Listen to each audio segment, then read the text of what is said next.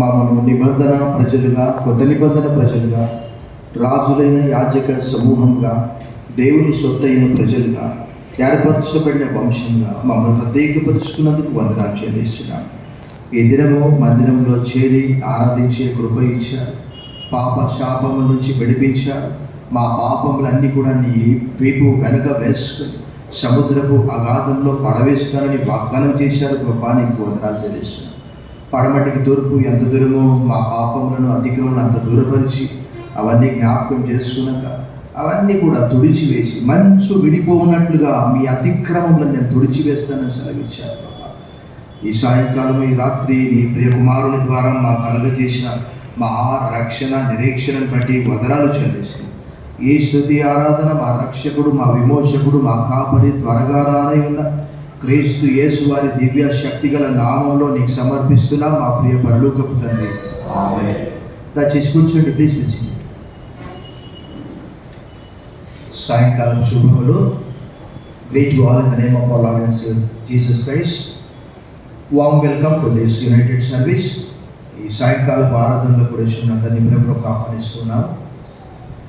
ప్రభునందు మిక్కిలి ప్రియులారా, మీ అందరి క్షేమం తలస్తూ మరి మనం ప్రపంచ పరిస్థితులను కూడా గమనిస్తూ ఉన్నాము. మన చేతిలో బైబిల్, మరొక చేతిలో వార్తా పత్రిక మనం పట్టుకున్నప్పుడు ప్రవచనాలు అన్నీ కూడా ఒక్కొక్కటి నెరవేరుతూ ఉన్నవి. Bible is full of prophecies.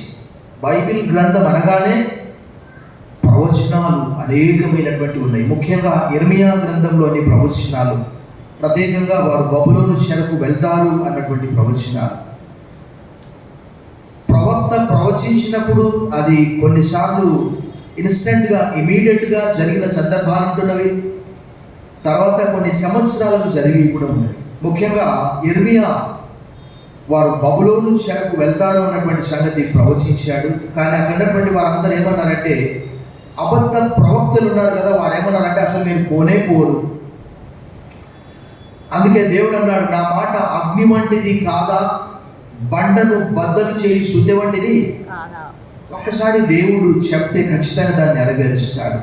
ఇక్కడ మనం చదువుకున్నటువంటి లేఖన భాగంలో ఇర్మియా గ్రంథం 17వ అధ్యాయంలో 1 నుంచి 10 వచనాలు మనం చదువుకున్నాం. మొదటి 4 వచనాల్లో చూస్తే వారి భయంకరమైనటువంటి పాపము, వారు ఒకానొకప్పుడు వారి పరిస్థితి ఎలా ఉన్నది. వారు ఐగుప్తు దేశంలో 430 సంవత్సరాలు భయంకరమైనటువంటి దాసులుగా ఉన్నప్పుడు దేవుడు అడుగడుగున ఇర్మియా గ్రంథంలో కూడా దాసుల గృహమైన ఐగుప్తులో నుంచి, ఆ ఇనుప కొలిమిలో నుంచి అనే మాట ఇర్మియా గ్రంథంలో ఎక్కువ వాడతాడు. తర్వాత వారొక సంచార జాతి ప్రజలుగా ఉన్నటువంటి వారిని నిర్గమకాండం 19వ అధ్యాయంలో రాజులైన యాజక సమూహంగా చేస్తారని చెప్పాడు. తర్వాత వారందరినీ దేవుడు ఏం చేశాడు, ఒక యూదా వంశంలో నుంచి మనం చూస్తాం. అంటే దావీదు లాంటి రాజులను కూడా తీసుకొచ్చాడు. అలాంటి గొప్ప ఆధిక్యతలు పొందుకున్నటువంటి వారు ఐగుప్తు దేశం నుంచి వచ్చినప్పుడు దేవుడు వారికి 10 ఆజ్ఞలు ఇచ్చాడు. 10 ఆజ్ఞల్లో ముఖ్యమైనటువంటి ఆజ్ఞ ఏంటంటే, నేను తప్ప వేరొక దేవుడు మీకు పైన ఆకాశం అందే కానీ, క్రింద భూమి అందే కానీ, భూమి క్రింద నీళ్ళ అందే కానీ నువ్వు ఎలాంటి రూపము నేటికి కూడా. మీరు చూడండి, ఇజ్రాయెల్ దేశంలో ఎలాంటి ప్రతిమ లేదు. చాలా సందర్భాల్లో నేను మీకు కొన్ని విషయాలు చెప్పాను. ఏంటి అని అంటే, దాదాపుగా క్రీస్తు శకము 5వ శతాబ్దం వరకు సిలువ కూడా లేదు. అంటే వారు ఎంత ఖచ్చితంగా పాటించేవారు. కానీ ఇర్మియా గ్రంథంలో ఉన్నటువంటి భయంకరమైనటువంటి పరిస్థితులను మనం చూస్తాం. కానీ దేవుడు ఎంత ప్రేమగలవాడంటే, మొట్టమొదటి దాదాపుగా 27-28 అధ్యాయాల వరకు దేవుడు తప్పకుండా వారిని శిక్షిస్తాను, తప్పకుండా వారు చేసినటువంటి తప్పిదం ఎక్కడ పోదు. కానీ 30 నుంచి 31, 32, 33లో చూస్తే దేవుడు వారికి ఎప్పుడు కూడా, మీరు చూస్తే యెషయా గ్రంథంలో కూడా మీరు చూస్తే గమనిస్తే ఖచ్చితంగా దేవుని యొక్క హెచ్చరిక, గద్దింపు, శిక్షతో పాటు ఆదరణ కూడా ఉంటుంది. ఉదాహరణకి మీకు ఒక మంచి ఉదాహరణ చెప్తాను. 39 అధ్యాయాల వరకు యెషయా గ్రంథంలో మనం ఏం చూస్తాము? అన్ని దేశాలకు తీర్పు, ఇంక్లూడింగ్ ఇజ్రాయెలైట్స్, జూడా. కానీ 40వ అధ్యాయం మొదటి వచనంలో మనం ఏం చూస్తాము? ఎవరైనా నోటికి చెప్పాలి బైబిల్ తీయకుండా. అదే మరి మన ఇంటికి మనం పోవడం మర్చిపోతామా? చర్చి నుంచి వెళ్ళేటప్పుడు వేరే వాళ్ళ ఇంటికి వెళ్తామా? నేను అడుగుతాను. దేవుడు అన్నాడు, బైబిల్ యొక్క ప్రత్యేకత ఏంటి అని అంటే, చూడండి, గమనించండి, ఇంటికి వెళ్ళిన తర్వాత చదువుకోండి. అసలు యెషయా గ్రంథంలో వారు బబులోను చెరకు వెళ్ళరు. కానీ బబులోను చెరకు వెళ్ళినట్లు, వారి శిక్ష పూర్తయినట్లు వారిని దేవుడు ఆదరిస్తూ ఉన్నాడు. ఏమన్నాడు 41లో? నా జనులను ఓదార్చుడి, వారితో యెరూషలేముతో ప్రేమగా పూర్తిగా శిక్ష అనుభవించింది. అంటే ఎంతకాలము? 70 సంవత్సరాలు. కాబట్టి అసలు ప్రపంచంలో ఏదైనా గ్రంథం ఖచ్చితంగా మాట్లాడేది ఉందంటే ఇది ఒక్కటే. మీరు ఒక్కసారి ఇంటికి వెళ్ళిన తర్వాత చదువుకోండి. ఎందుకంటే యెషయా గ్రంథంలో వారు బబులోను చెరకు వెళ్ళరు, ఇర్మియా గ్రంథంలో వెళ్తారు. మరి ఎందుకు చెప్పబడ్డది అని అంటే, యెషయా నెత్తి నోరు మొత్తుకున్నాడు, అయ్యా మీరు నా మాట వినండి, నా మాట వెళ్ళే.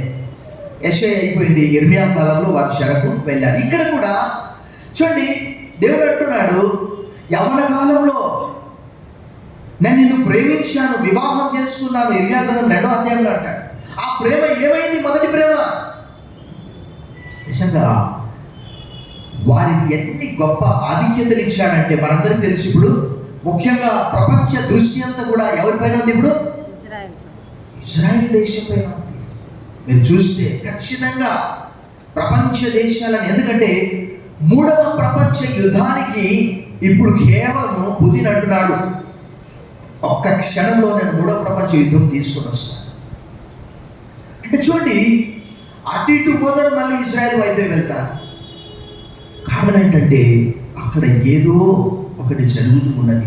బైబిల్ అంతట్లో కూడా దేవుడు అన్నాడు, 2వ కీర్తన 6వ వచనంలో, నా పరిశుద్ధ పర్వతమైన సియోను మీద నా రాజును ఆసీనునిగా చేసి ఉన్నాను. I will set my king on my Zion holy hill అనే మాట ఆంగ్లంలో రాయబడి. అయితే అలాంటి ప్రజలు, వారి పాపం భయంకరమైనటువంటి పాపం అట. వారు ఎక్కడ పడితే అక్కడ, అంటే ఉదాహరణకి మనం చిన్న ఉదాహరణ, మనము లోక్సార్కి క్రమంగా వస్తున్నాము అనుకోండి. లోక్సార్ కొంచెం దూరం అయిపోయింది, మనం బీబీ నగర్కి వెళ్ళాము, భుజభుజ నెల్లూరుకి వెళ్ళాము, ఇంకా దూరం వెళ్ళిపోయాము, కాతూరుకి వెళ్ళాము. అయితే చర్చి దూరం ఉంది, మధ్యలోకి వచ్చేటప్పుడు ఒక దర్గా కనిపించింది అనుకోండి, తప్పే ఉంది. దర్గాకి వెళ్తారా? దేవుడు కూడా అలాగే చెప్పాడు కదా, ద్వితీయోపదేశకాండంలో చెప్పాడు, మార్గము దూరంగా ఉందని చెప్పి. ఎందుకు? యెరొబాము ఏమన్నాడు? ఓ ఇశ్రాయేలు వినుము, నిన్ను ఐగుప్తులో నుంచి తీసుకొచ్చినటువంటిది ఈ 2 దూడలే. చూసారా ఎంత అబద్ధం చెప్పి ఇశ్రాయేలు ప్రజలు యెరూషలేమునకు వెళ్లకుండా వారి మనస్సును త్రిప్పివేసి దూడలను తయారు చేసుకొని అక్కడ వారిని విగ్రహారాధన ప్రోత్సహించారు. అందుకే దేవుడు ఏం చేశాడు? యెరొబాము వంశమును ఏం చేశాడు? ఊడ్చేశాడు. చీపుడు తీసుకొని, మనము సపోజ్ మొన్న నవరాత్రి చనిపోతే అంత మొత్తం పూలు పడ్డాయి, అదే రోజు సాయంకాలం ప్రేయరు, డెడ్ బాడీ అలా తీసేశారు, పూలన్నీ ఊడ్చేశారు. కారణం, చీపుడుతో ఊడిస్తే ఎలానో అలా యెరొబాము సంతతిని ఒక్కరిని కూడా లేదు. ఎందుకంటే దేవుని వాక్యంలో రాయబడ్డది, ఆయన కోపము ఎలాంటిది. ఎవరైతే ఆయన ఆజ్ఞలు గైకొంటారో, ఆయనను ప్రేమించి ఆయన నిబంధనను గైకొన్న వారి మీద ఎన్ని సంవత్సరాలని చెప్పాడు? 1000 తరములు కరుణించువాడనై ఉన్నాను. నిర్గమకాండం 26వ వచనం, లూకా 1:50, ఆయనకు భయపడు వారి మీద ఆయన కనికరం తరతరముల పుట్టును. ఇక్కడ 17వ అధ్యాయంలో కూడా వారి భయంకరమైనటువంటి పాపాన్ని దేవుడు ఏమంటాడంటే, యూదా పాపాన్ని ఇనుప పెన్నుతో సిరాతో రాశాను, వారి యొక్క పాపాన్ని వజ్రపు మొనతో నేను రాశాను. అంటే శాశ్వతంగా మనందరికీ తెలుసు, ఎవరైనా ఎప్పుడైనా బీచ్కి వెళ్తే అక్కడ ఇసుక పైన ఏం చేస్తారు? పేర్లు రాసుకుంటారు. ఒక్కసారి అలా ఇలా వస్తే ఏమైంది? ఆ పేర్లు. కానీ దేవుడు అన్నాడు, నీ పాపము చాలా విస్తారమైనటువంటిది. వారు అడుగుతున్నారు, what kind of sin that we have done, O Jeremiah tell us our sin. చూడండి 16వ అధ్యాయంలో వారు అడుగుతున్నారు. 10వ వచనం, నీవు ఈ మాటలన్నీ ఈ ప్రజలకు తెలియజెప్పిన తర్వాత వారు దేన్ని బట్టి యెహోవా మాకు ఈ ఘోర బాధ అంతయు నియమించెను, మా దేవుడైన యెహోవాకు విరోధంగా మా దోషమేమి, మా పాపమేమి అడిగితే వారితో నువ్వు ఇలా చెప్పాలయ్యా, యెహోవా మాట సెలవిస్తున్నాడు, మీ పితరులు నన్ను విడిచి అన్య దేవతలను అనుసరించి పూజించి వాటికి నమస్కారం చేయటం బట్టియే కదా వారు నా ధర్మశాస్త్రమును గైకొనక నన్ను ఎక్కడ పడితే అక్కడ అసలు భయంకరంగా ప్రతి పచ్చని చెట్టు కింద, ప్రతి పర్వతము కింద, ప్రతి లోయలు, అంత మాత్రమే కాదు, మొలెకుకు చిన్న పిల్లలను బలిగా అర్పించడం, అషేరాకు.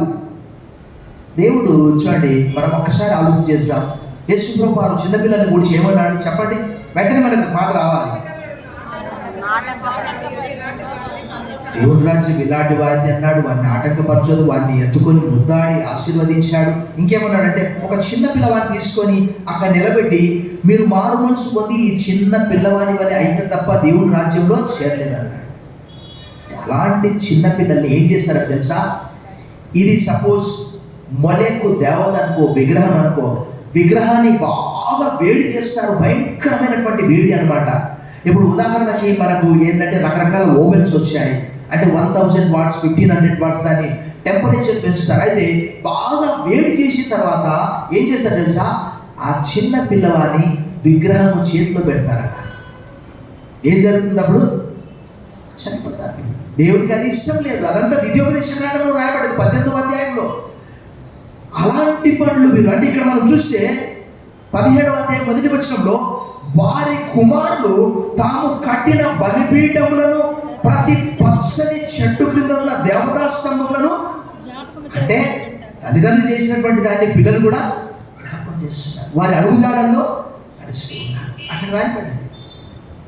ప్రభునందు మిక్కిలి ప్రియులారా, చూడండి దేవుడు ఎంత కరుణామయుడు. ఇందాక మనం చెప్పుకున్నాం, ఎంత పాపం చేసినప్పటికీ కూడా వారి పాపము ఎలుప మనతో వజ్రపు కొనతో రాయబడినప్పటికీ కూడా దేవుడు ఎంత దయగలవాడంటే, ఎంత కరుణగలవాడంటే, ఆ 29వ అధ్యాయం నుండి 29వ అధ్యాయం 11వ వచనంలో, రాబో దినాల్లో నేను మీకు మేలు చేస్తాను కానీ కీడు చేయను అనే మాట చెప్పాడు.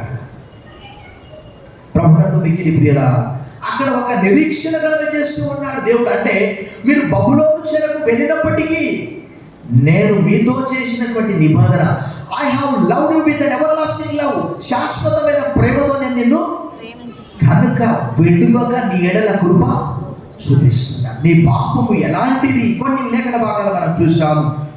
ఇర్మియా గ్రంథము 2వ అధ్యాయంలోని ఒక లేఖన భాగం మనం చూసాము. 2వ అధ్యాయము 22వ వచనంలో, నీవు క్షారముతో కడుక్కొనెను, విస్తారమైన సబ్బు రాచుకొని నీ దోషం మరకవలె నాకు కనబడుచున్నది, ఇది ప్రభువు యెహోవా. దేవుడు వారితో ఏమంటున్నాడంటే, ఓ యూదా, నీ పట్టణాలు ఎన్నో చెప్పాలి, నీ దేవతలు కూడా అన్ని. 11వ అధ్యాయం 11వ వచనం చూడండి, 11:13, యూదా నీ పట్టణముల లెక్క చొప్పున నీకు దేవతలు ఉన్నవి కదా, యెరూషలేము నివాసులారా, బయలు దేవతకు ధూపం వేయవలనని మీ వీధుల లెక్క చొప్పున లజ్జాకరమైన దాని పేరిట బలిపీఠములను, ఇంకా చాలా ఉన్నాయి. దేవుడు ఉండవలసినటువంటి చోట అషేరాకు, మొలెకు బలిపీఠాలు కట్టి అక్కడ మరి బలి అర్పించడం అంటే దేవునికి ఎంత బాధకరం కదా, దుఃఖకరం కదా. ముఖ్యంగా రాజులందరిలో భయంకరమైనటువంటి రాజు ఎవరు అంటే మనకు దినవృత్తాంతం గ్రంథంలో కనిపిస్తుంది, కానీ ఇప్పుడు సందర్భం కాదు. ఎవరు ఆ దుష్టరాజు? మనష్షే. గుర్తుపెట్టుకో, ద వికెడ్ కింగ్. ఆ మనస్సేని బట్టే, వాస్తవంగా చెప్పాలంటే ఆ మనస్సేని బట్టే దేవుడు తన కోపాన్ని ఆపుకోలేకపోయాడు. అయినప్పటికీ కూడా చూడండి, ఈరోజు దీన్ని మనము క్యాలిక్యులేట్ చేసుకుంటే, ఇశ్రాయేలీయులు యూదా వారి పాపాన్ని మనం క్యాలిక్యులేట్ చేసుకుంటే, దేవుని వాక్యంలో మన అనేక చోట్ల, అది ఒకవేళ యెషయా గ్రంథం కావచ్చు, యెర్మీయా గ్రంథం కావచ్చు, అనేక చోట్ల దేవుడు అన్నాడు, నేనే నా చిత్తానుసారంగా మీ అతిక్రమములను, మీ దోషములను తుడిచివేసు. I will wipe out it. అదే అపోస్తలుల కార్యంలో రాయబడ్డది. చూడండి ఒకసారి మనం అపోస్తలుల కార్యం 3వ అధ్యాయంలో ఆ మాట, పేతురు పలికినటువంటి ఆ మాటను మనం చూసాం. యాక్ట్స్ ఆఫ్ అపోస్టల్స్ చాప్టర్ 3, అక్కడ రాయబడ్డటువంటి ఆ మాట మీ కొరకు నేను చదువుతున్నాను. చూడండి 20వ వచనం, మీ కొరకు నియమించిన క్రీస్తు యేసును ఆయన పంపునట్లును మీ పాపములు తుడిచివేయబడు నిమిత్తమును మారు మనసు నుండి. అలాంటి భయంకరమైనటువంటి పాపం. అసలు ఒకానొక సందర్భంలో దేవుని కోపం వచ్చి ఏంటి తెలుసా, వారితో నిబంధన కట్ చేయాలని అనుకున్నాడు. కానీ మరలా ఇందాక మనం చెప్పుకున్నటువంటి ఈ దేవుని ఆజ్ఞలు, 10 ఆజ్ఞలు రాతి పలకల మీద రాశాడు. కానీ దేవుడు అన్నాడు, రాబోయే దినాల్లో ఈ ఆజ్ఞలు నేను ఎక్కడ ఉంచుతాను? ఇర్మియా గ్రంథంలో మీ హృదయములలో ఉంచుతారు. చప్పట్లు కొట్టి మన దేవుని భయపరుస్తారు. ఎందుకంటే అక్షరము చంపును, ఆత్మ జీవింపచేయును. సో ఈ 10 ఆజ్ఞల పలకలు ఎక్కడ పోయాయో తెలియదు. ఆయన అంటున్నాడు, మరలా మీకు నేనేం చేస్తానంటే ఒక నూతనమైనటువంటి నిబంధన మీతో చేస్తాను, నా ఆజ్ఞలు మీ హృదయంలో ఉంచుతాను, అప్పుడు మీరు తప్పకుండా నా ఆజ్ఞలు మీరు కైకొంటారు అని దేవుడు ఇర్మియా గ్రంథంలో పదే అక్కడ చెప్తున్నాడు. మనం 29 నుంచి ఒక నిరీక్షణ చూస్తాం, ఒక హోప్ చూస్తాం. మనం ఏంటి అని అంటే, బబులోను చెర నుంచి తిరిగి వచ్చిన తర్వాత వారికి కలిగే మేలు గురించి దేవుడు మాట్లాడుతున్నాడు.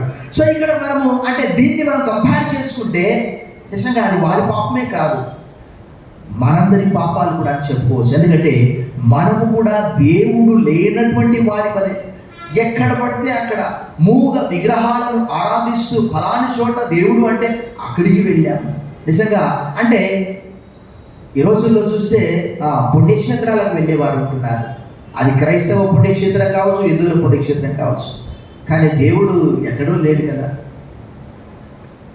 దేవుడు ఏమన్నాడు యెషయా గ్రంథం 66లో, ఆకాశము నా విశ్రమ స్థలము, నా సింహాసనము, భూమి నా పాదపీఠం, నా కొరకు మీరు ఎలాంటి విశ్రమ స్థలాన్ని కడతారు? అదే అపోస్తలుల కార్యం 7:52లో కూడా భక్తుడు స్టెఫెను ఆ మాట చెప్పాడు. సో నేను అలాంటి చోట్ల ఉంటాను, నన్ను బంధిస్తారా అని అన్నాడు. అందుకే పౌలు అన్నాడు, ఏమన్నాడంటే చూడండి, అక్కడ వీరి పాపమైతే ఇనుప గంటముతో వజ్రపు మొనతో లిఖింపబడి ఉన్నది. కానీ ఈరోజు దేవుని వాక్య ప్రకారం కొరింథీయులకు రాసిన 2వ పత్రిక 3వ అధ్యాయము 3వ వచనం, 2వ పత్రిక 3వ అధ్యాయం 3వ వచనం, రాతి పలక మీద కానీ శిలతో కానీ వ్రాయపడక మెత్తని హృదయములు అను పలకల మీద జీవం గల దేవుని ఆత్మతో మా పరిచర్య మూలంగా వ్రాయబడిన క్రీస్తు పత్రిక ఏమి విన్నారని మీరు తేటపరచబడుచున్నారు. నిజమే కదా.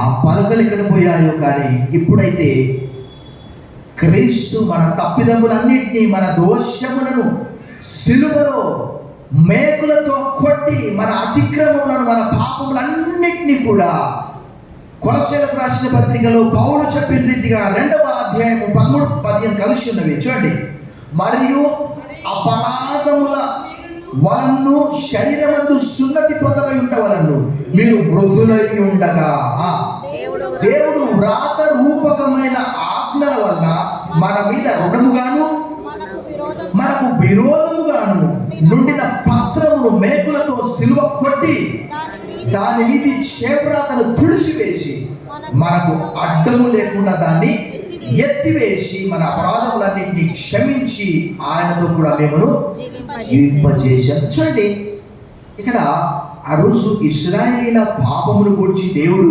మొదటి 4 వచనాల్లో వారు చేసిన తప్పిదాన్ని బట్టి తప్పకుండా నేను ఈ యెరూషలేముకి అనగా ఈ ప్రత్యేకమైన స్థలాన్ని మీకు స్వాస్థ్యంగా ఇస్తానని చెప్పాను. కానీ మీరు ఆ స్వాస్థ్యం విడిచిపెడతారు మీ అంతకు మీరే. కారణం ఏంటంటే అలాంటి పరిస్థితి వస్తుంది. మనము తర్వాత ఇర్మియా గ్రంథంలో చూసాము, రాజులు 2వ గ్రంథంలో చూసాము. రాజులు ఒక్కొక్కరు వచ్చి ఏం చేస్తారు, యెరూషలేమును కొల్లగొట్టి దశల వారీగా కొంతమంది బంగారం, ఎందుకంటే మనం ఇల్లు షిఫ్ట్ చేయాలంటే ఒక్కసారి కాదు, అంటే కొన్ని చోట్ల అన్ని చోట్ల కాదు, కొంత సామాన్ షిఫ్ట్ చేయడం, ఆ సామాను షిఫ్ట్ చేసిన తర్వాత నెమ్మదిగా అడ్జస్ట్ చేసుకోవడం. అలాగూ ఆ యెరూషలేము అంతా కూడా పాడైపోయి బలమైన వారిని తీసుకొని పోవడము, బంగారము వెండి అంతా కూడా కొల్లగొట్టుకొని పోవడం. అక్కడ మనం 17వ అధ్యాయంలో మనం చూస్తాం. అక్కడ చూడండి 3వ వచనం చివరి భాగంలో, నీ ప్రాంతములన్నిటిలో నీవు చేయు నీ పాపమును బట్టి నీ ఆస్తిని, నీ నిధులన్నింటినీ, నీ బలిపీఠములను దోపుడు సొమ్ముగా నేను యెహోవా పట్టణమును కాపాడనిడల దాని కావలి కాయవారు మేల్కొని ఉంటా. దేవుడు వారితో ఏమని చెప్పాడంటే, మీరు ఎప్పుడైనా ఏం చేయాలి అని అంటే, మీకు ద్వితీయోపదేశకాండం కానీ తర్వాత నిర్గమకాండం కానీ అక్కడ ఏం చెప్పాడంటే ఒకే ఒక మాట చెప్పాడు, మీరు వారితో నిబంధన చేసుకోవడానికి వీలు లేదు. వారి ప్రతిమలను, వారి బొమ్మలను, వారి విగ్రహాలను మీరు ఏం చేయాలి, తునాతునగలుగా చేసేయాలి. నేను చాలా సందర్భాల్లో చూస్తే చాలామంది క్రిస్టియన్స్ కూడా కొన్ని లాఫింగ్ బుద్ధ విగ్రహాలు అలాంటివన్నీ కూడా తెచ్చిపెట్టుకుంటూ ఉంటారు. అదేదో మరి లాభం అని రకరకాలుగా అనుకుంటూ ఉంటారు. అది కూడా ఒక విగ్రహమే. ఈరోజు మనకు 25 సంవత్సరాలు అవుతుంది. నేను అదేంటో కానీ రక్షింపబడ్డ మరుక్షణమే ఎప్పుడు ఎక్కడ యేసుప్రభు ఫోటో కొనుక్కోవడానికి ఏ షాప్కు నేను వెళ్ళలేదు, మెడల ఏ సిలువ వేసుకోలేదు. ఎందుకంటే అది బాహ్యపరమైనటువంటి ప్రదర్శన కాదు. వెంబడించేవాడు యేసుప్రభు చెప్పిన రీతిగా లూకాసు వార్త 14వ అధ్యాయంలో అక్కడ ఎవరైనా నన్ను వెంబడించాలనుకుంటే అందరినీ విడిచిపెట్టాలి. సెలవు వేసుకొని కాదు, యేసుప్రభు బొమ్మ వేసుకొని కాదు, ఇంట్లో పెద్ద విగ్రహం పెట్టుకొని కాదు. ఇంకా రోమన్ క్యాథలిక్స్ గురించి అయితే ఇంకా చెప్పాల్సిన అవసరమే లేదు. ఏంటి అని అంటే మనం వెళ్తుంటే అక్కడ ఒక విగ్రహం ఉంటుంది. విమర్శించడం కాదు కానీ నిజంగా మరి వారికి అదే బైబిల్ ఉంది, మనకు అదే బైబిల్ ఉంది. నేను తప్ప వేరొక దేవుడు మీకు ఉండకూడదు, ఎలాంటి ప్రతిమ చేసుకోనకూడదు అని అంటే వారు పెద్ద పెద్ద ప్రతిమలు, హైదరాబాద్లో కూడా Saint Mary's church, Roman Catholic church SG రోడ్లో ఉంటుంది. అక్కడ చాలా పెద్ద చర్చి, రకరకాల ఆయప్ప అయ్యప్ప విగ్రహాలన్నీ కూడా ఉంటాయి. అసలు ఎంత విచారకరం కదా. వారి బైబిల్ మన బైబిల్ ఒకటే, కాకపోతే వారు వాడుక భాషలో ఉన్నది. కొన్ని 12 గ్రంథాలు మాత్రం అప్రమాణిక గ్రంథాలు ఉంటాయి. అందులో మకబీలకు రాసిన గ్రంథము, డోబిత్, అవన్నీ కూడా. వారి బైబిల్ మన బైబిల్ ఒకటే అయినప్పటికీ కూడా ఇప్పటికీ స్టిల్ కానీ కొంతమంది అందులో నుంచి బయటికి వస్తూ ఉన్నారు. వాస్తవంగా 1వ శతాబ్దం నుంచి 1000 సంవత్సరాల వరకు యూనివర్సల్ క్యాథలిసిజం ప్రపంచవ్యాప్తంగా రోమన్ క్యాథలిక్సే ఉన్నారు. నెమ్మదిగా జాన్ విక్లిఫ్ తర్వాత ప్రొటెస్టెంట్లో ముఖ్యంగా రెఫర్మేషన్ తీసుకొచ్చినటువంటి వ్యక్తి ఎవరు? Martin Luther. Righteous shall live by faith, నీతిమంతుడు విశ్వాస మూలంగా జీవించును. హబక్కూకు 2:4, రోమా 1వ అధ్యాయము, గలతీయులకు రాసిన పత్రిక, హెబ్రీయులకు రాసిన పత్రిక 10వ అధ్యాయం. సో నిజంగా దేవుడు వారు ఎక్కడ పడితే అక్కడ బలి అర్పించడం, విగ్రహారాధన చేయడం, ధూపం వేయడం భయంకరంగా, ముఖ్యంగా ఇర్మియాకు తీసుకుపోయి దేవుడు చూపిస్తాడు. Jeremiah, see what are they doing, వారు చేస్తున్నటువంటి చూడు, నువ్వు సూర్యునికి మొక్కుతూ ఉన్నారు. మీరు చదివితే సూర్యునికి మొక్కుతూ ఉన్నారు, ఆరాధన చేస్తూ ఉన్నారు ఆ గ్రంథం అంతట్లో కూడా. అయితే చూడండి 16వ అధ్యాయంలో చూడండి, అక్కడ 16వ అధ్యాయంలో మనకు 16వ వచనం చూడండి. 16వ వచనం, ఇదే యెహోవాకు వారిని పట్టుకొనుటకు నేను చాలా మంది జాలర్లను పిలిపించేదను. తర్వాత ప్రతి పర్వతం మీద నుండి, ప్రతి కొండ మీద నుండి, మెట్టల సందులో నుండి వారిని వేటాడి తోలివేయుటకై కొరకై అనేకులైన వేటగాడను. అంటే ఇది వారికి కలిగే శిక్ష అన్నమాట. దేవుడు ఎప్పుడు కూడా పాపాన్ని సహించే దేవుడు కాదు. వారు ఎవరైనా కావచ్చు, వారు చిన్నవారు కావచ్చు, పెద్దవారు కావచ్చు. సో ఇది ఆ 4 వచనముల్లోని భావాన్ని ఇప్పుడు మనము అదే ఇశ్రాయేలు ఏం చేస్తున్నారు చూడండి. 5వ వచనం నుండి కొంత సమయం మనకు ఉన్నటువంటి ఈరోజు ఈ మైక్ల అడ్జస్ట్మెంట్తో కొంత ఆలస్యమైంది మనకు. 5వ వచనం నుండి మనం చూసాం చూడండి. యెహోవా ఇలా సెలవిస్తున్నాడు, నరులను ఆశ్రయించి శరీరమును తనకు ఆధారంగా చేసుకొనుచు తన హృదయమును యెహోవా మీద నుండి తొలగించు అనుకున్నవాడు. అయితే మీరు ఏం చేస్తున్నారంటే, ఇటు ఐగుప్తుకు వెళ్దాం అనుకుంటున్నారు, అటు సిరియాకు వెళ్దాం అనుకుంటున్నారు, అటు అష్షూరుకి వెళ్దాం అనుకుంటున్నారు, కానీ దేవుడి దగ్గరికి మాత్రం రావట్లేదు. దేవుడు అయితే అంటున్నాడు, ఏంటి మీరు? ఇది మనకు కొత్త నిబంధన గ్రంథంలో పేతురు అన్నాడు, ఏమన్నాడంటే, కుక్క వాంతి చేసుకుంటుంది మళ్ళీ చెప్పండి ఐగుప్తుకు వద్దని చెప్పి అక్కడ నుంచి నేను తీసుకొచ్చాను.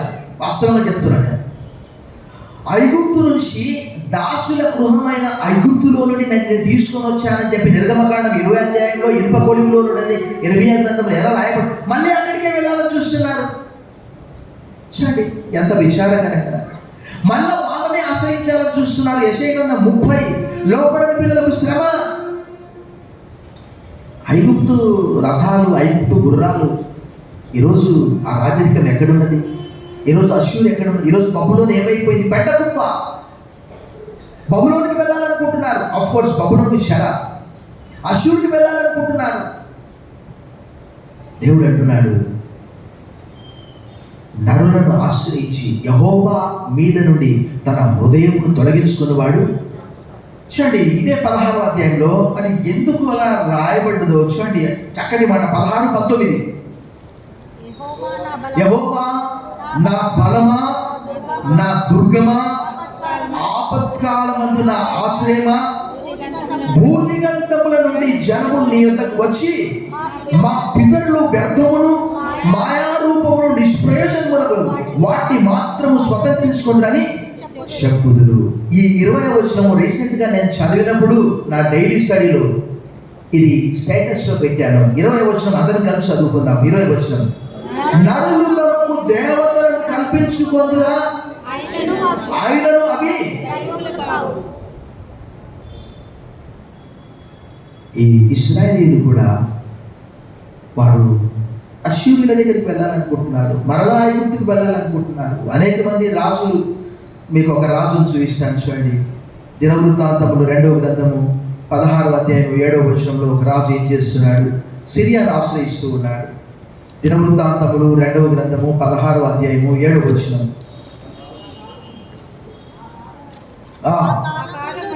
దీర్ఘదర్శి అయిన హనాని యూదా రాజు అయిన ఆసా యొద్దకు వచ్చి అతనితో ఇలా ప్రకటించును, నీవు నీ దేవుడైన యెహోవాను నమ్ముకొనగా సిరియా రాజును నమ్ముకొంటివే. సిరియా రాజు యొక్క సైన్యం నీ వశం నుండి. ఏమయ్యా, దేవుడికి అసాధ్యమైనది ఏదైనా ఉన్నదా? ఈరోజు అనేక మంది వివాహం ఆలస్యమవుతుందంటే సోదే చెప్పించుకోవడానికి వెళ్తూ ఉన్నారు. అనారోగ్యం అవుతుందంటే మా ఇంట్లో బాగలేదండి, ఎందుకో. ఈరోజు దేవుని వాక్యము సెలవిస్తున్నది, ఇశ్రాయేలీయులు ఐగుప్తులు ఎలా మరలా వెళ్ళాలనుకుంటారు. ఎందుకు? మీరు ఐగుప్తీయులు శరీరమే కదా, మాంసమే కదా. యెషయా గ్రంథంలో ఆ మాట అంటే నాకు ఎక్కువగా యెషయా గ్రంథం చదివినప్పుడు అదే మాట. 31:1 చూడండి అక్కడ. ఇశ్రాయేలు పరిశుద్ధ దేవుని లక్ష్యపెట్టకయు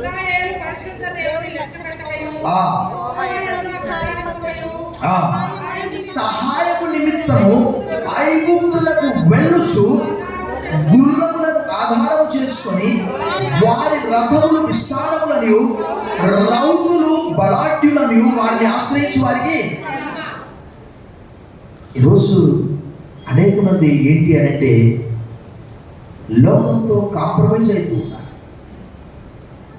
ఏమైనా కానీ ఇంకా దేవుడు అసలు చూస్తున్నాడా, మాకు ఎందుకు ఆలస్యమైంది, అది వివాహం కావచ్చు, ఉద్యోగం కావచ్చు, గృహ నిర్మాణం కావచ్చు, ప్రమోషన్ కావచ్చు, వ్యాపారంలో అభివృద్ధి కావచ్చు, విదేశీ ప్రయాణం కావచ్చు. దేవుడు అంటున్నాడు, ఎవరైతే ఇంకా చాలా మరి అదే యెషయా గ్రంథము 20వ అధ్యాయంలో 3-4 వచనాలు ఏమని రాయబడ్డదంటే, ఎవని మనస్సు నీ మీద ఆనుకొనో వారిని పూర్ణ శాంతి గలవానిగా కాపాడు, ఏలైనగా అతడు లేక ఆమె నీ యందు విశ్వాసం ఉంచి ఉన్నారు. యెహోవా యెహోవాయే నిత్యాశ్రయ దుర్గము, యుగ యుగములు యెహోవాను. చప్పట్లు కొట్టి మనం దేవుణ్ణి ఆరాధిస్తాం. ఎప్పటి వరకు నమ్ముకోవాలట? ఆ 26:4 మీరు అండర్లైన్ చేసుకోండి. కొందరు గుర్రములను బట్టి, కొందరు రథములను బట్టి అతిశయపడుతుంది. మనమైతే ప్రభువైన యెహోవాను బట్టి అతిశయపడు. Some may boast in chariots, some may boast in horses, but we will boast in the Lord our God. వీరు ఇటు ఐగుప్తు కలవదాం అంటే, ఈనాటి క్రైస్తవుల పరిస్థితి ఏంటంటే, గోడ మీద పిల్లి, గోడ మీద బల్లిలాగా, ఇటైతే ఇటు, అటైతే. నేను చాలా మందిని చూశాను, మీరు బాధపడినా పర్వాలేదు. ఎంక్వైరీకి వచ్చినప్పుడు, అంటే నువ్వు క్రైస్తవుడవా కాదా అని ఎంక్వైరీకి వచ్చినప్పుడు యేసు ప్రభు ఫోటోలు, బైబిల్ అన్నీ కూడా తీసి పెట్టడం. ఎందుకంటే ఉద్యోగం పోద్దేమో. నిజంగా నాకు ఆశ్చర్యం అనిపిస్తుంది. అబ్రహాము, ఇస్సాకు, యాకోబులు అబ్రహాము వారి జీవితాన్ని గమనించినప్పుడు వారు ఎలాంటి జీవితం జీవించారు. అబ్రహాము ఆదికాండం 13:2లో అబ్రహాము బహు వెండి బంగారం పశువులు గలవాడే బహు ధనవంతుడైండు అనే మాట రాయబడ్డది. ఆదికాండం 13:2, ఆదికాండం 26:12-13. ఇస్సాకు ఆ దేశమందున్న వాడై విత్తనం వేసి 100 పంట కోసెను. యెహోవా అతనికి తోడుగా ఉన్నాడు కనుక అంతకంతకు అభివృద్ధి చెందను. అతని అభివృద్ధి చూసి ఫిలిష్తీయులు అసూయ పొందారట. తర్వాత యాకోబు అన్నాడు, నాకు తినుటకు ఆహారం, ధరించుకున్నటకు వస్త్రాలు ఇస్తే నాకు దేవుడు పోయింది, మరియు నీవు నాకు ఇచ్చు సమస్తంలో నేను నీకు 10వ వంతు చెల్లిస్తానని అక్కడే మొక్కుకున్నాడు. చనిపోయేటప్పుడు ఇచ్చే సాక్ష్యం. ఈరోజు ఏమంటారంటే, ఒక్క మాటలో చెప్పాలంటే, ఒక జానెడు పొట్ట కొరకు. నిజంగా ఎన్ని అబద్ధాలు కదా. అది వ్యాపారం కావచ్చు, ఉద్యోగం కావచ్చు. యాకోబు అంటాడు చనిపోయే సమయంలో, ఆదికాండం 48:15లో, నేను పుట్టినది మొదలుకొని ఎవడు నన్ను పోషించను, ఆ దేవుడు సమస్తమైన కీడుల్లోని తప్పించిన ఆ దూత అని అంటాడు. ఎవడు అంటున్నాడు? మీరు మనుషుల వైపు చూసేవారు ఉన్నారు. కొంతమంది అంటారట, కొండల తట్టు నాకు కళ్ళెత్తుచున్నాడు, నాకు సహాయం ఎక్కడి నుండి వచ్చును, భూమి ఆకాశం చురించిన యెహోవా వల్ల నాకు సహాయం కలుగునంటే, అమెరికా తట్టు నాకు కళ్ళెత్తుచున్నాడు, నాకు సహాయం ఎక్కడి నుండి వచ్చును, ఎవరు పంపిస్తారు కొంత సహాయం? ఎంత విచారకరం కదా. God says, cursed is a man who trusts mere mortals. నువ్వు మనుషుని జ్ఞాపకం చేసుకుంటకు వాడు ఏపాటి వాడు, నువ్వు నరపుత్రుని దర్శించడం వాడు. నిజంగా అంటే దేవుని వాక్యంలో రాయబడినది కదా, అక్కడ మనుషులను నమ్ముకొనుట కంటే యెహోవాను ఆశ్రయించిన మేలు, రాజులను నమ్ముకొనుట కంటే యెహోవాను ఆశ్రయించిన. ఎందుకంటే వారి సంకల్పములు నాడే నశించును. చూడండి ఆ 17వ అధ్యాయంలో అక్కడ 7వ వచనం చూడండి. ఎవరట? యెహోవాను నమ్ముకొనువాడు ధన్యుడట, యెహోవా వానికి ఆశ్రయంగా. మనము ఒకసారి కీర్తనల గ్రంథము 62వ కీర్తనను చూసాము. ఒకసారి ప్రియులారా, కీర్తనల గ్రంథము 62వ కీర్తనను ఒకసారి మనం చదువుతాం. అక్కడ కొన్ని మాటలు రాయబడేవి. 62:5వ వచనం, అందరం చదువుదాం. నా ప్రాణమా దేవుని నమ్ముకొని మౌనంగా ఉండుము, ఆయన వలన నాకు నిరీక్షణ కలుగుచున్నది. 6వ వచనం, ఆయనే నా ఆశ్రయ దుర్గము, నా రక్షణాధారము, నా ఎత్తైన కోట ఆయనే, నేను. 7వ వచనం కూడా మనం చదువుకోవచ్చు.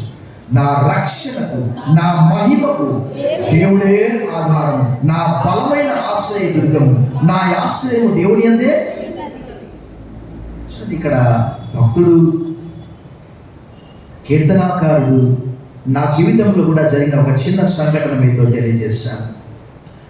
2010వ సంవత్సరంలో నేను శంషాబాద్ బైబిల్ కాలేజ్ పూర్తి చేసుకొని దేవరకొండ అనే ప్రాంతానికి పరిచర్యకు వెళ్ళాను. అక్కడ వెళ్ళిన కొంతకాలానికి జస్ట్ ఒక 2 months అట్లా, అంటే 2010వ సంవత్సరము ఆగస్టు మాసంలో ఒకసారి వెళ్ళాను. తర్వాత అక్టోబర్ మాసంలో పిలిచారు, అక్కడికి వెళ్ళాను. దాదాపుగా ఒక నవంబర్ డిసెంబర్ ప్రాంతంలో ఒక సహోదరుడు అమెరికా దేశం నుంచి వచ్చాడు. మీరు చాలా ఆశ్చర్యపోతారు. ఆయన పిలిచాడు, ఆయన నాకు తెలియదు ఎందుకంటే నేను కొత్తగా వెళ్ళాను కాబట్టి. ఆ సంఘ ట్రెజరర్ పిలిచాడు నన్ను. పిలిచి సార్ మిమ్మల్ని కలుస్తాడట, మాట్లాడతాడట. ఓకే వెళ్ళాను. అని ఏమన్నాడు తెలుసా, పాస్టర్ గారు మీ బాబు ఫీజు ఎంత అన్నాడు. నేను 1,00,000 రూపాయలు సార్ అని చెప్పి. ఆయన ఎందుకు పాస్టర్ గారు, మీ బాబు ఫీజు పూర్తిగా భరించే బాధ్యత అది ఎప్పుడు 2010వ సంవత్సరం, ఒకవేళ డిసెంబర్ అనుకోండి. ఇప్పుడు ఎన్నో సంవత్సరం, ఎన్నో నెలలు మీరే చెప్పండి. చెప్పండి. 2024 జూలై మాసం, 14 సంవత్సరాలు అయిపోయింది. ఆయన ఎక్కడ పోయాడో ఏం కథనో వాస్తవం చెప్తున్నా. నేను ఎప్పుడు కూడా నా జీవితంలో ఏ మనిషి కూడా నమ్మదగిన వాడు కాడని 116వ కీర్తనలో కీర్తనకారుడు చెప్పినటువంటి మాట చూసామా. 116వ కీర్తన భక్తుడు చాలా చక్కగా చెప్తాడు. 11వ వచనం, నేను తొందరపడిన వాడనై ఏ మనుషుడును నమ్మదగిన వాడు. ఆ రోజు ఏంటో మరి నాకే కాదు, చర్చికి చాలా వాగ్దానాలు చేశాడు. అంటే ఎందుకు తెల్లాటాలకి చర్చి పెద్దవి చేస్తా. ఎంత అసలు దేవుని వాక్యం ఏం చెప్తుంది? నీ మాట అవునంటే అవును, కాదంటే. తర్వాత నీవు ఏదైనా ఇస్తే నీవు కుడి చేయి ఇచ్చింది ఎడమ చేయికి తెలియద్దంటే నువ్వు చర్చిలో చెప్పేది ఒకటి తక్కువ ఉంది ఆయన, అంతే. ఇంకా నయం ఒకవేళ చర్చిలో చెప్పింటే మాస్టర్ గారికి ఇంత డబ్బు ఇచ్చినట్టు కూడా అందరూ అనుకునేవారు. ప్రభునందు మిగిలి ప్రియులారా, దేవుని వాక్యము సెలవిస్తున్నది, ఎవరైతే మనుషులను నమ్ముకుంటారో వారట ఎవరట శాపగ్రస్తులట. మరలా మనం ఇర్మియా గ్రంథానికి వెళ్ళి 17వ అధ్యాయము 6వ వచనం చదువుదాం. ఇర్మియా గ్రంథం 17వ అధ్యాయము 6వ వచనం. వాడు ఎవరు? మనుషులను నమ్ముకునే వాడు ఎలా ఉంటాడట? ఎడారిలోని అరుహ వృక్షం వలె ఉండును, మేలు వచ్చినప్పుడు అది వారికి కనపడదు. వాడు అడవిలో కాలిన నేల ఎందును, నిర్జనమైన చెవిటి భూమి ఎందును.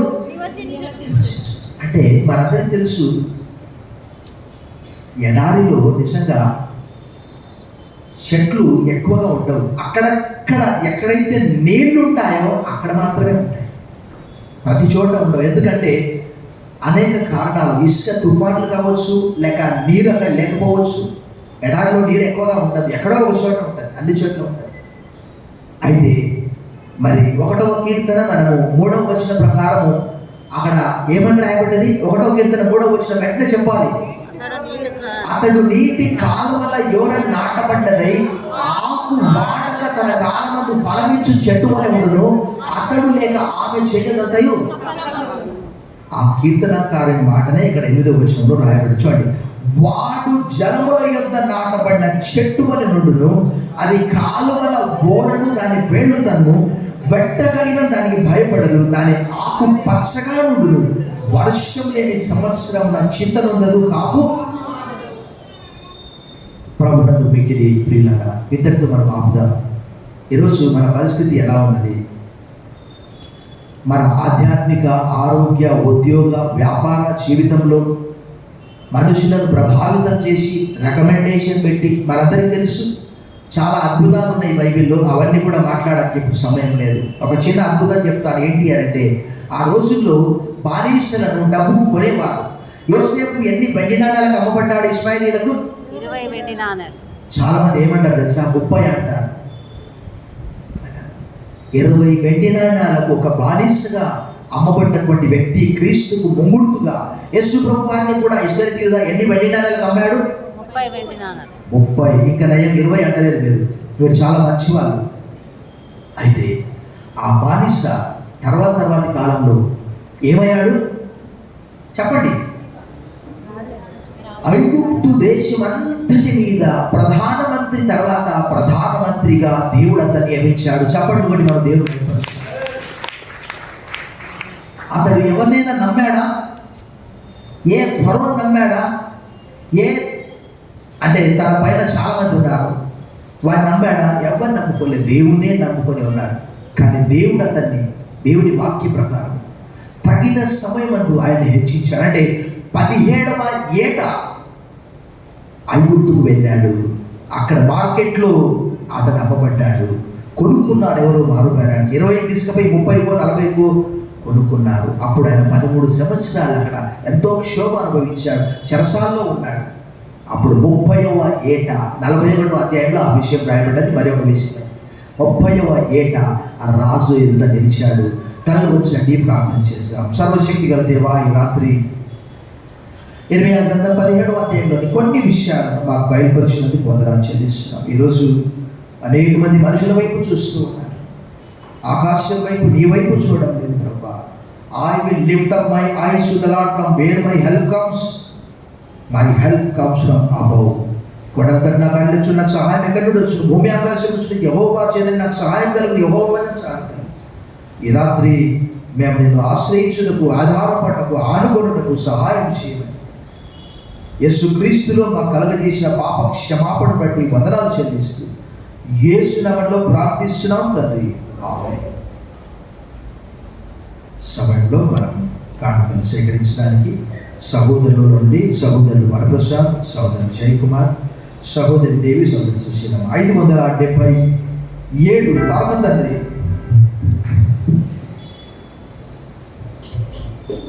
పరమ తండ్రి నిన్ను మేలు పరసక